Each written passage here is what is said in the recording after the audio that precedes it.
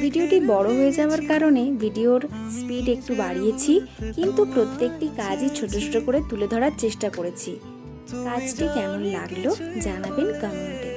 আর কাজ ভালো লাগলে নিজেদের পছন্দ মতন কাজ করাতে পারেন পাঞ্জাবি, মাটির থালা, শাড়ি, ব্লাউজ এইগুলির উপরে। কথা বলতে বলতে প্রায় থালা, প্লেট, গ্লাস এবং বাটিগুলি শেষের পথে। বড় বাটি, মেজো বাটি, ছোট বাটি, 9টি বাটিতেই প্রত্যেকটিতেই আমি কলকার কাজ করেছি যেমনই, তেমনই আলাদা আলাদা ডিজাইন করারও চেষ্টা করেছি কিছুটা। সম্পূর্ণ কাজটি দেখে জানান কেমন লাগলো আপনাদের। আজ এতটুকুই। Tata. Stay active with my page.